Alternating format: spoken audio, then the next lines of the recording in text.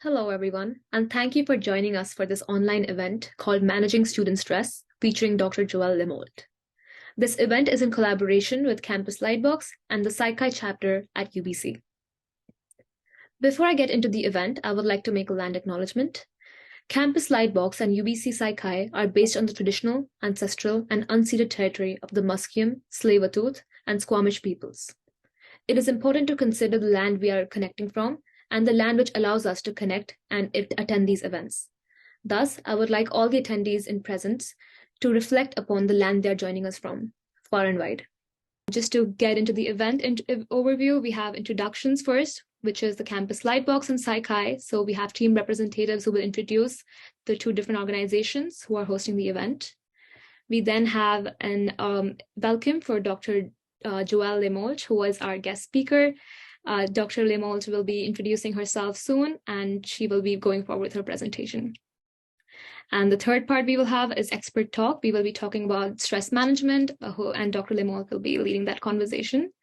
And lastly, we'll be ending our conversation with the Q&A session. So feel free to scan the Slido code, which will be in the later selections of the slides, and we can get forward with that. Thank you for that, Shushmita. So to start off, we'll be introducing Campus LightBox. So Campus LightBox is a student-led and student-run website that serves as a reservoir of mental health resources and aims to improve the accessibility of such resources for the UBC Vancouver community. We try to make it easier to find services and organizations that work best for you. We're also very passionate about mental health advocacy and awareness and work to improve student mental health on campus. Next slide, please. So we're, again, a passionate team of individuals and aim to provide quick and intuitive access and information through our website. So there's various things that we do. We run a comprehensive website, again, that contains a lot of consolidated resources on mental health related to UBC Vancouver. We also do community outreach and engagement, and also have a social media presence and run campaigns and do a lot of different other activities that better support mental health at the campus. You can find out everything from where to receive medical help to the self-care resources available on our campus. Our website also includes the Resource Finder, which is a tool to assess a student's needs by asking a few questions and recommending a tailored list of resources. Apart from managing the website, we also again engage in activities to promote student mental health and well-being on campus. So you might have heard some of our workshops, such as managing climate anxiety, or even a paint out event that we worked on with other UBC clubs as well.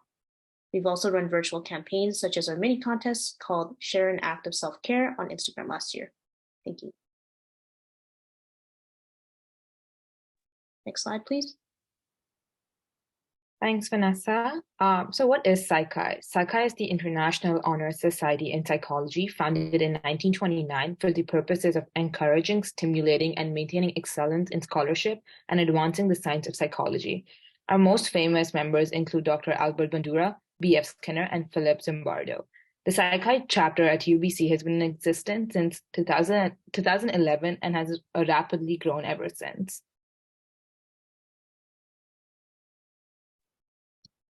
So at UBC's chapter of Psi Chi, our goal is to embody these values on a personal scale with our students in the behavioral neuroscience, cognitive systems, and psychology majors at UBC. This means we provide unique networking and career-oriented events like the Expert Talk series, mentorship through our Get Psych mentorship program, and insider advice to research application through our Labyrinth podcast series. We are also pleased to announce we will be awarding $1,800 in scholarship awards to members of our chapter this year. So stay tuned on our social media and keep an eye out for the broadcast email for application details. Right, so our goal with today's event. So despite the increase in conversation around mental health, it can be quite challenging to figure out where to find help. It is even more difficult when factors such as affordability and wait time are involved. We hope to streamline the process and improve accessibility for the student community. CLB includes many resources that specifically catered to student mental health. At UBC Psi Chi, one of our biggest goals is to provide resources and support to your academic, research, and career-oriented pursuits. Today's collaborative event hopes to focus on the unique challenges and circumstances students face.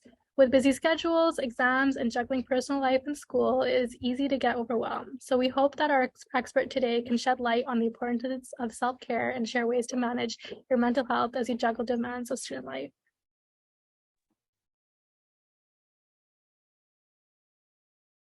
And speaking of which, hi everyone, it is my pleasure to introduce our featured speaker for today's collaborative event, Dr. Joelle Lemoult. Joelle is an assistant professor in clinical psychology, and she comes to UBC from Stanford University, where she was a postdoctoral research fellow in psychology.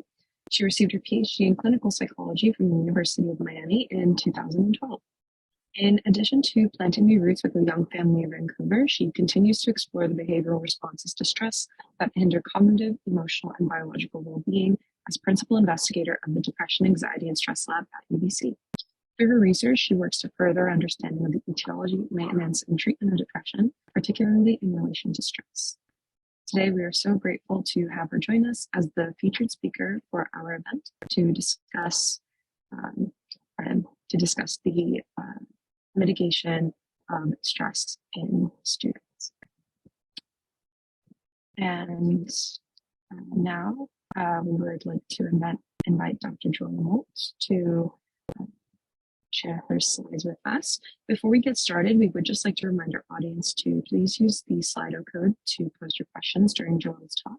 We will be happy to address them at the end of the presentation during our Q&A period. And now, without further ado, please welcome Joelle. Thank you so much for taking the time to join us today. Thank you so much, Katerina and all of Psi Chi for inviting me. It's really such a pleasure. I love doing these talks. So this is a really fun opportunity. I'm going to share my screen, so just bear with me as I get that part set up. Can everyone see that okay? There we go. Great. So today I'm going to talk a little bit about stress and coping.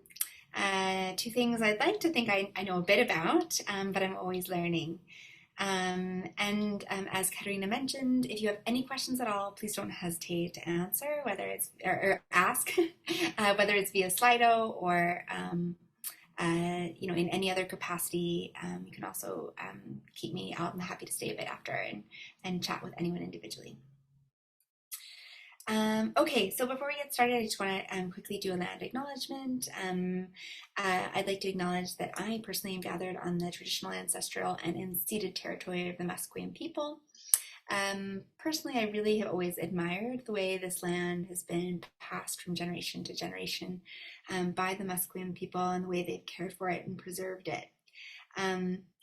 The Musqueam people really have particular values around respect, pride, inclusiveness, honor, and shared responsibility. And as an uninvited settler on this land, I recognize that, yet also appreciate that those values are consistent with my own and they're values that I attempt to further during the time that I'm privileged enough to be using their land. Okay. So with that behind us, let's talk about stress. So stress is definitely, it's a real thing. Yeah. This is a lovely kind of funny meme saying that there's only 2 times I feel stressed, day and night. But, as university students, I understand, I see it, and I see it I remember it. I see it exemplified in my own students that I teach, in the RAs in my lab. It was not that long ago that I was a university student and I felt it myself. And I think it's almost so common that we forget to talk about it, right? So we forget that it's sort of like just taken for granted that everyone feels stress, and so you just have to deal with it. But I think that that's kind of an older way of thinking about stress. And my goal for today is to stay, let's not take it for granted. Let's stop, let's acknowledge it, let's think about it, and let's start to learn what we can do about it. So just to kind of exemplify exactly how common stress is, we see, this was a survey done over 2018-2020, asking university students about how often they felt stress. So as you can see here, that the overwhelming majority felt stress at least once a day or weekly. So it really emphasizes how common it is for students to feel stress. I don't know who these folks are over here in Never, but that would not apply. That would not have applied to me. Maybe they should be giving this talk. But yeah, it's really common. We see it pretty consistently over the years. It's sort of one of the very few things that doesn't change about university. It is stressful.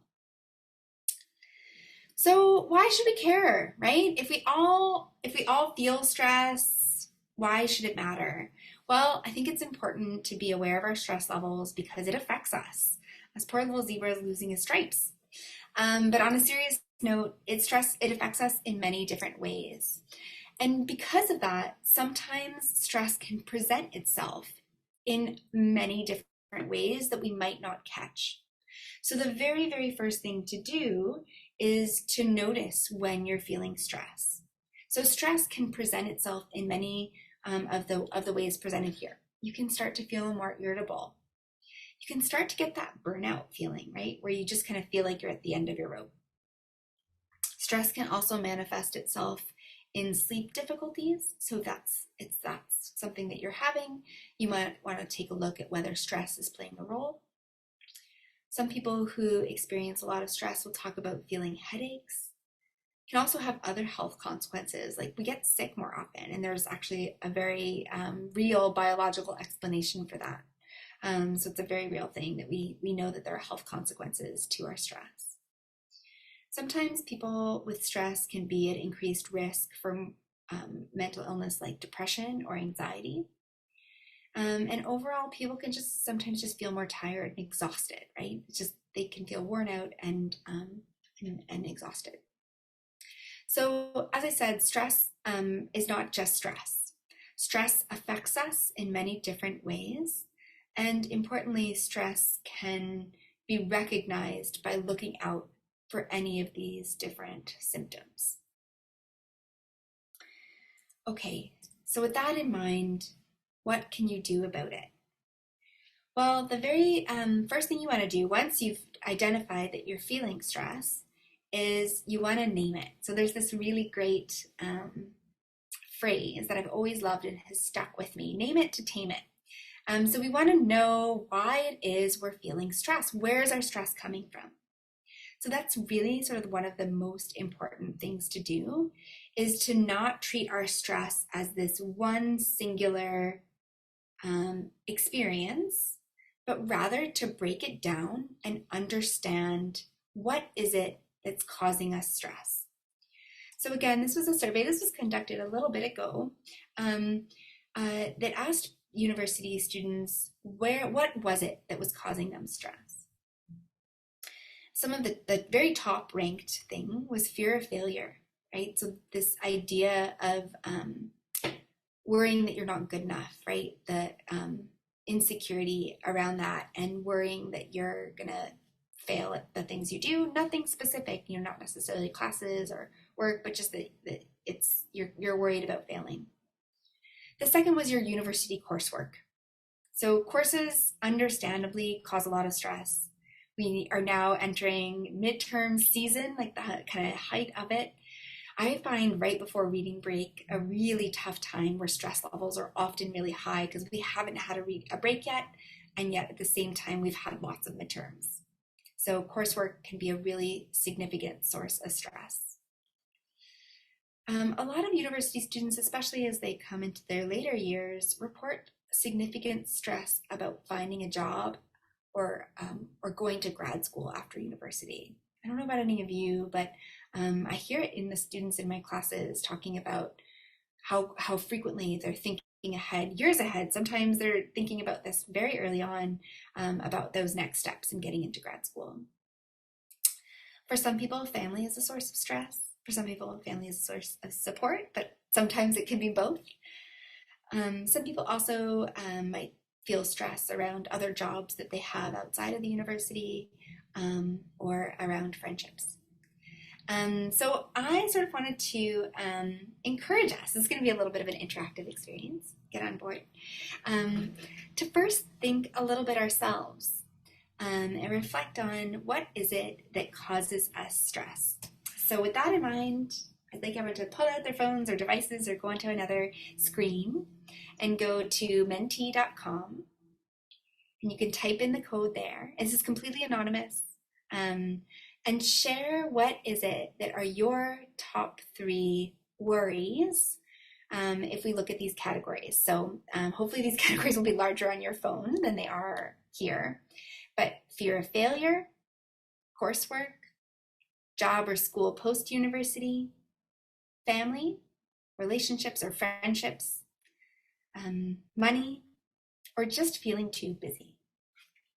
I'm going to encourage everyone. I hope this works. I have to say, my source of stress is technology. This is not my strength. I hope this works. I'm going to assume it is because I see quiet. No one's complained yet. Okay, I'm going to switch over to the mentee thing. Okay, so let's look at some of our answers are coming in already. This is fantastic. All right. I'm going to give everyone another minute as they continue to answer. I see a couple more responses coming in. Thanks everyone for participating. I really appreciate that. Okay, so what I see here so far is, yes, thank you for putting the Mentee code in the chat. That's great. Is our big winner is job or school post-university. I think there's something unique about a psychology group, right? Because so many of you will be going on to maybe grad school or thinking about what job you'll get post-university. So it seems like that's a really kind of a frequent worry. Coursework, definitely up there. Money, right? We live in Vancouver, a very expensive city. That's a big one. Relationships. So all of this is so helpful. And you have to imagine, right? So if you don't actually know, so what is it that I'm really, what is it that I'm really worried about? It's hard to really take those next steps about what to do next. So thanks. You continue to reflect on these ideas. My categories might not have been as comprehensive, and I might have omitted something that was really important to you, but I encourage you all to take a bit of time and really write down what is it that are my major sources of stress, because that really informs what we do next. So, okay, so with that in mind, we can take that information and think about what strategies we want to use to help. So there are a couple of different options, and I'm going to talk through some of them. The first is the idea of time management. So one really important approach to managing our stress is managing our time and ensuring that the way we spend our time is mapping onto our goals. And I know this sounds really obvious, but so often we get pulled into other directions and our time isn't mapping onto what we actually value or think is important. And so being able to know kind of what's causing your stress and is part of that, because you're not mapping your time onto your values or onto your goals. That's a really important first step. And making sure when we think about time management that that's a balanced sense of time. So we know that we'll get burnout and high stress if all of our time is spent on our coursework, but we'll also get burnout and high stress if none of our time is spent on our coursework. So making sure there's a balance. The second piece that I want to talk a little bit about is problem solving. So the next actually 3 in general, the way we will choose the strategy to manage your stress depends on the type of stress. So if you've looked at your list and there are items on your list, your stress list, we'll call it, that can be solved, you want to move into problem solving, right? Sometimes what happens is we get bogged down in worrying, right? So instead of actually taking our worries and anxieties and putting that into action, into solving the problem, we get kind of caught in this kind of whirlpool almost of negative thinking and worrying. So you want to take a look at your list and you can say, okay, I'm going to highlight the items here where I can actually do some problem solving. If a problem can be solved, if you know you want to get into grad school, for instance, or you want to think about what's coming next, identify your goal and then make a list of the steps you need to do in order to do that, right? Break it down. Maybe the first step you need to do is talk to professors in, or people in the job or the place that you want to be. Ask them what you need to do. Once you come up with your list of things to do, problem solve. How will I get the experiences I need to be competitive, right? So again, taking this from something you just worry about to actually move it into problem solving. Move your worry into action. Sometimes problems can't be solved, and I know that that's scary, but sometimes we might worry about things that can't have an immediate action to be taken, right? And so this is where we would instead want to take some other activities, such as talking back to our anxiety. So this is a situation, this is actually comes from Anxiety Canada website.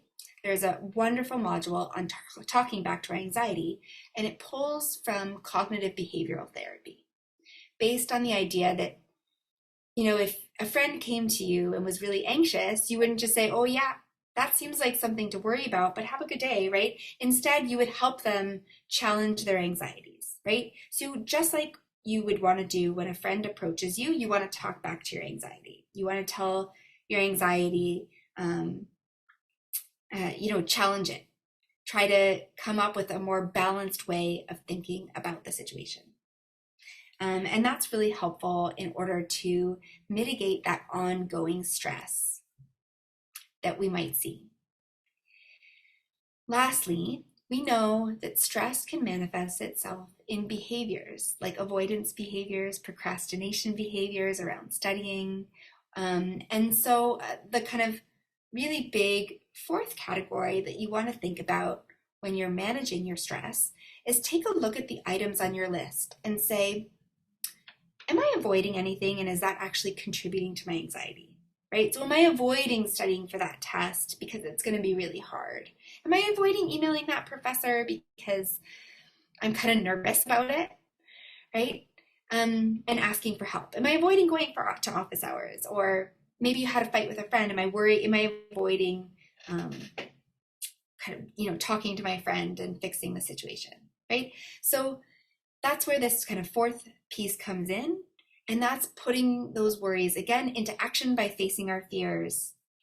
I've got 2 little kids. And so in our house, we often talk about like ripping the Band-Aid off. And that started off because like literally they get hurt a lot and there's a lot of Band-Aids put on and they always want me to just like rip them off really fast. But I think it's a really nice metaphor, right? Rip off the Band-Aid, face your fears, and you can do it in a really gradual way, in a really small way. But sometimes just simply taking a step towards facing your fears can actually decrease a lot of your stress level. Okay, and then the kind of other really big picture that I want to talk about is this idea of self-care, right?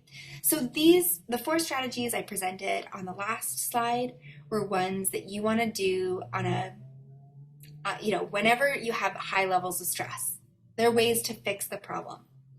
But self-care is a bit different. Self-care are things that something you want to do on a regular, ongoing basis in order to manage our overall stress level. So self-care is considered a conscious act that a person takes in order to promote their own physical, mental, and emotional health, right? So you want to engage in self-care activities on a regular basis. Why? Well, most importantly, we know that people who regularly engage in self-care have reduced stress levels. They have improved immune functioning, higher productivity, higher self-esteem, and it avoids burnout. In fact, we know there's really compelling evidence that people who regularly engage in self-care when they have stressors like fights with a friend or, midterm season, they're actually better able to cope with those stressors. So there's reason to do self-care on an ongoing basis. So let's talk a little bit about the types of self-care that people might engage in. What we're going to do today is I'm going to present a couple of different categories. And as I'm doing this, I'm going to encourage you to think about what are some ideas that you've tried from each of these categories, and can you identify a new one that you would be willing to do? So some examples of self-care in one category is taking care of us emotionally, right? So this might be taking care of our emotional health by journaling or by doing some creative writing, doing anything that helps us cope with our emotions. There's also mental ways to take care of ourselves, like playing chess or those Sudoku puzzles or crossword puzzles, right? These are self-care strategies that engage us mentally, but allow us to take a break and rejuvenate us. This would not be like studying for your midterm. Important, that fell into the other slide about not procrastinating, but that's not exactly self-care, at least it's not for me. Then the third category are practical strategies. So this is actually one of my very favorite self-care categories. I love creating to-do lists or budgets. To me, that's a way to organize my life and helps me feel really kind of calm and like I have a plan for things. There's also physical strategies that you could use. Something as simple as staying hydrated or going for a walk or engaging in physical activity. The fifth category is social activities. So this one is, it can be really nice. It could be over Zoom, it could be in person, having time with friends or family. I was just recently talking to someone who said that now that they're in university, they don't get as much time with their little brother. And so they make a point to watch a movie and have a Zoom night once a week. I thought that was very nice. And then lastly is spiritual. So this doesn't need to be religious, although it could, but it's things like spending time in nature is another example. So I hope that you all had a chance to think a little bit about the sort of self-care activities that you could see yourself doing. I'd love for us to share these. So let's go back to the Menti poll. And I'd love for you to share your favorite self-care strategy. So again, that's menti.com, and you can use the code 57430235. I think you can share more than one. We might find that out shortly.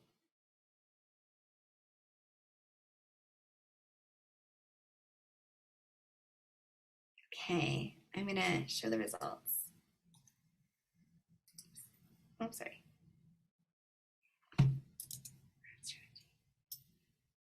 Okay, results are coming in. Okay, oh good, we've got some. I love these. Okay, I'm gonna start calling them out as I see them. I think it's really helpful to hear some of the self-care strategies that people use because they can give us inspiration. So going on walks, making a to-do list, I'll press out my own heart there, playing the guitar, hiking, listening to music, going to the gym, having chai with friends, watching movies, or just friends in general, hiking, journalism, wow, it's changing by the moment. Meditation, did I say music yet? Not sure. Going on walks, cold showers, right? That's actually a really interesting one because we know that different temperatures can be calming to people. So some people really like taking a nice hot bath. Some people prefer cold showers. For my 4-year-old, his best calming strategy is having him go swimming in a pool. He loves the water. Journaling, yes, cafe hopping. Sometimes even just finding a different location to spend our time can be really effective. Face mask, or planning, yes, love both of those. Socializing, okay, fantastic. Well, thank you all so much for participating and sharing these. I feel like I should take a screenshot and maybe Psi Chi can post it on their website as inspiration for other people. But oh, Time with Sisters, yeah, I love that. These are all fantastic. I think the biggest takeaway from today, and this was really fun to think about, is the idea you want to notice when you're feeling stress. You want to know what's causing your stress. You want to take action. Remember those 4 different options for talking back to your anxiety, problem solving, changing your behaviors, facing your fears, essentially, and managing your time to keep in line with your values, to manage those specific stressors. And then overall, you want to make sure that you're regularly engaging in self-care activities in order to manage your stress level on an ongoing basis. Okay, so before I wrap up, I just want to share some resources with all of you.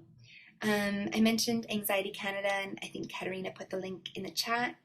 It's one of my very favorite websites. They have a CBT-based app that it's free, you can do on your phone if you want to give that a try.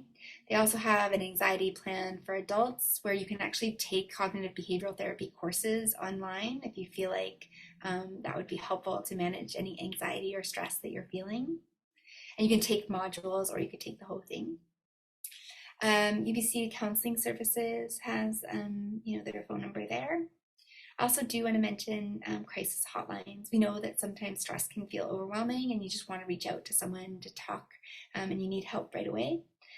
So there's a great website there. You can also call 1-800-SUICIDE or call 911. And that's it for today. I just wanted to thank you all so much for being here and being such a great audience and participating. Wonderful. Thank you so much for that incredibly valuable information, Joelle. I'm sure that each of us can pick out a few points that ring true personally that can help maybe change our behavior and help take better care of ourselves. I definitely picked out the points that you mentioned and categorizing things that definitely an important reminder moving forward, especially with midterms and any other extra stressors that may be coming up. So thank you so much for that advice. On that note, we would now like to turn the spotlight over to our students in attendance today by asking any sort of questions that you may have right now, either by raising your hand or questions that you've posted to the Slido during Joelle's presentation. If we don't have any questions, we can also go to the Q&A section. And Disha, if you'd like to move the question period, that'd be wonderful. Thank you. Sure, thanks, Katerina. I think Jasmine has a question. She has her hand raised up. So if you want to unmute and ask, and then I can move on to the slide if there's no more questions here. Yeah, hi, thank you so much. So my question was essentially, I mean, it's a little bit difficult to ask this question. How would I word this? I understand that stress varies per person and it's super individualized about, our capacity and how much we can handle. But I am curious to know, is there some type of statistics out there just to visualize what potentially a healthy amount of stress would be in comparison to a not healthy amount of stress? Oh, Jasmine, I love that question. It's a particularly important one because it really highlights that stress sometimes gets a bad rap, right? Like it's got a bad reputation, and your question really highlights that it's actually not. Stress is not all bad, right? In fact, without stress, maybe many of us would maybe not study quite as much for our midterms. We might be doing all sorts of socially inappropriate things, right? Stress and anxiety is really critical to making society function. So that really highlights how important your question is, right? That it is about finding that right amount. And I think you've really kind of highlighted another really important part of my answer, which is that right amount really differs for each individual. And quite frankly, it differs differs for each individual based on many factors. It's not it's not like a constant across someone's life. There are times when an individual might be able to take on more stress, and there are times when that same amount of stress feels too much. So I think what's really important is paying attention to how you personally, or each of us, is feeling, based not just on our emotional report, but also our physical. Are we feeling more irritable? Are we feeling just exhausted and tired? Are we getting headaches, right? Really paying attention to those many ways that stress can affect us, and being sure that we're looking out for whether stress might be manifesting itself in ways we weren't expecting, right? Thank you. We also know that positive things can cause stress, which is really interesting, right? So stress doesn't always come from a bad place, but we know things like even starting a new job, or coming back to school, those are exciting things, but they're also full of stress. So stress can happen lots of different ways at lots of different times. So just paying attention to how you personally are doing is really critical. Thank you so much. Yeah. Harleen, if you want to go next. Yes, thank you. First off, that was a great presentation. I feel like a lot of us actually don't acknowledge the fact that we feel stress is just an ongoing cycle of we're stressed, but not actually taking a second to process it. So thank you for acknowledging that. My question really is in terms of like, personally, when you're in a rut or you're feeling kind of run down, or if you feel like you are procrastinating, and like sometimes I know we acknowledge that I am procrastinating right now, but like, how do you get yourself out of that? Oh, that's a great question. It's so much easier said than done, isn't it? Yeah, it's a great question. So there's a lot of different strategies and tricks that I use with my patients, or with myself, with my kids, with my husband. Stop telling that. But it's the idea that sometimes one kind of strategy that's really effective is first like noticing where it's coming from, right? Because I think that can be really hard. Like we'll just say, okay, stop procrastinating, but we're not acknowledging the kind of fear or underlying emotional place that's maybe contributing to it. So I think that's really important. I mean, I know I'm like a clinical psychologist, could you tell by that answer, but I think it's really true, right? That if we don't understand where that procrastination is coming from and what's driving it, I think we're not setting ourselves up to succeed in overcoming it as much as we could. So I think that's one of my first strategies. If you know that this is something, okay, it's coming from maybe anxiety, and you're worried about it, or you are procrastinating and you can't really figure out the reason, but it's an ongoing basis, I find it really helpful to know what motivates you. So some people will have like charts they hang on their fridge, and like have mini goals that they can cross off every week, right? So breaking something really big down into like smaller manageable pieces that you feel like you can do every day, that's a great technique. So it doesn't feel quite as overwhelming.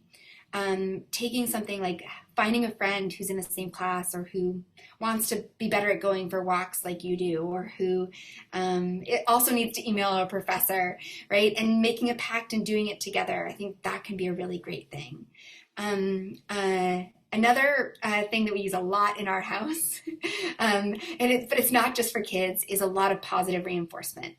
So my kids have like sticker charts galore on like every wall for things that they are working on that are hard. But it's just the idea of like acknowledging that it's hard to do this, right? You're procrastinating for a reason. So giving yourself a bit of a reward at the end of it, right? So I don't know. I mean, probably you won't be motivated by stickers, but maybe you will. If not, choose something that really motivates you. I'm gonna, like, if I get all of these, like, I do 5 check marks and I, read these 2 chapters, I'm gonna, make a date to spend time with friends tomorrow. Whatever it is, but feeling like you're baking rewards into the process, especially rewards that also check off that self-care box. It's a win-win. And then the very last strategy I'll say is it's related to this idea of making it into smaller chunks. So rather than being like, I need to study for my Psych 300 exam, saying, okay, I'm going to study for 30 minutes and I can do that, right? Like, so, rather than I'm going to need to study for the entire exam, I'm going to study for 30 minutes today and I'm going to check that off, and I'm going to study for 30 minutes tomorrow. And, so it's an amount that you feel like you could actually accomplish rather than something that's really big. That helps. Awesome. Thank you. Jivan? So yeah, thank you for your talk. It was very insightful. Definitely appreciated a lot of your points. So my question is, how do you, I guess, with in regards to self-care, how do you not allow stress to kind of get in the way of your self-care? So sometimes I find if I'm taking part in self-care, I feel like I'm still stressed about other things in my life, like, oh, I should be studying, but right now I'm doing this or whatever. So I feel like my self-care isn't always as efficient as it could be. So how could we kind of like limit that or kind of tackle that situation? Yeah, I hear you. It's definitely a challenge. When I have that happening, first of all, I know that that's like the time that I need self-care more than ever, because like I can't even concentrate on enjoying the moment, right? So I that's a good signal to myself that like that's a time when I really need it. What I usually do in those situations is I choose a self-care activity that's really hard to get distracted by, right? So that I feel like I am in the moment, because I have to be in the moment. So that might be, I was talking to a patient actually just before this. I see patients in the afternoon on Mondays. And she was saying her favorite self-care strategy was taking this like kind of like new like hip hop dance class. She's like, I'm trying to like learn all these moves. I'm a terrible dancer. And she was just saying for her, that's like one of the only times where she feels like, she can't have her phone with her. She can't like take a break, where she feels really captivated and mentally consumed and not distracted. So it's definitely possible that different self-care activities are the right fit for different levels of stress, right? So, we might not like, take a calming walk and find that very rejuvenating when the entire time we're thinking of, oh my God, all the things I need to worry about, all the things I'm worried about and stressed about, right? So instead you might choose a self-care activity that's really captivating. The other thing I will say is sometimes people also will talk about how hard it is to stop what they're doing and engage in self-care when they're really stressed. I don't know if anyone here can relate to that, but I certainly can. I'm like, oh, how I have like, so much to do by tomorrow. How could I take like half an hour and, I don't know, have a phone call with a friend? And what I think is so important is I really, in those moments, turn to the research and think about how there's so much evidence to show that half an hour break will mean that I am twice as productive when I come back. So it really is the best way to make the most of your time when you're focused, is that sometimes you need a mental break. Thank you. Yeah. There's one question on the thing. So the question is, what are your thoughts on putting yourself in high stress inducing situations to train yourself to be more calm in generally stressful situations? Example, cold exposure. Yeah, so it's really interesting. That goes back to this theory around stress that's called the stress inoculation theory. And it's based on the premise that if we experience some mild degree of stress on a regular basis, that when other stressors happen, our body is ready for them. And there's evidence to support that. And so, yeah, I definitely, I don't know that physical, I don't know the evidence around, I should say, whether physical stress exactly translates to other type of stress. But there's certainly evidence to say that we know that there's a way to learn to cope with stress. And so I think it probably depends on a number of things. One of the most important ways to make that technique successful is to ensure that what you're actually practicing is effective coping strategies, right? So there are ways to cope with stress that are better than others. But making sure we have like one thing I didn't talk about, a positive mental mindset, right? Viewing stress as a challenge rather than a barrier. All of that, practicing that mindset. And then when you're in the stressor, using it as an opportunity to practice positive self-talk, like this is hard, but I know that I'm going to be able to get through it. I've gotten through difficult things before. This is going to be no different, right? So making sure that what we're practicing is positive coping, both in advance, having a positive mindset, and then also during and after stressors. Yeah, thank you. There are no more questions online, but I do have a question myself. Yeah.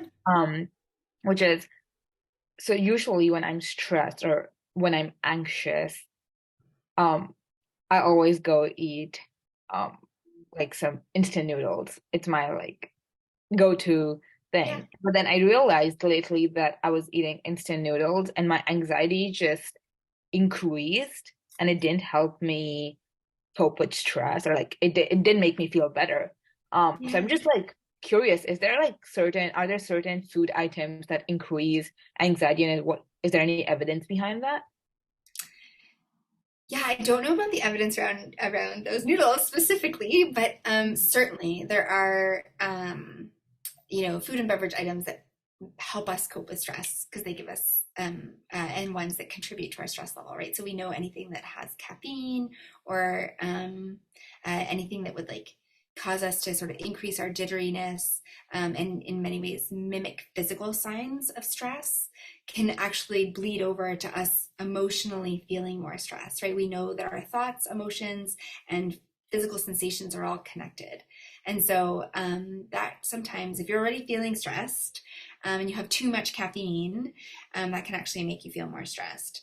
Different people respond really differently. I have this like lovely calming tea that I really like to drink when I'm stressed, and I find that helpful.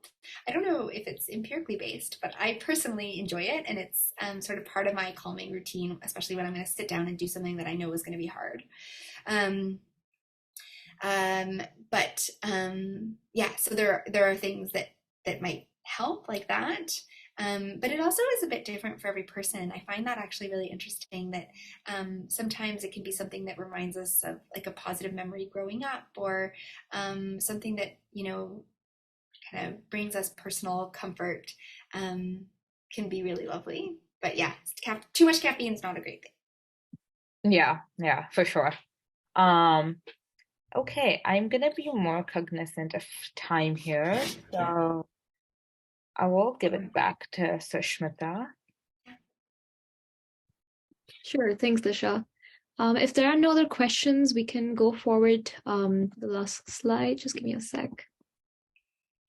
And yeah, I can pass it to Hunar to just introduce some of our upcoming events for both the organizations and things to look out for. Okay, thank you, Dr. Joelle. Thank you so much for that talk. And thank you for everyone for tuning in. If you want to connect with Psi Chi, you can find us on Spotify, LinkedIn, Instagram, YouTube, and Facebook under the handle UBC Psi Chi. If you'd like to apply for our scholarship and mentorship programs, spots are currently open, so please make sure to get your applications in. You can find further details on our Instagram. Also, if you'd like to learn more about Campus LightBox, you can find them on Instagram under the same handle. Thank you, guys.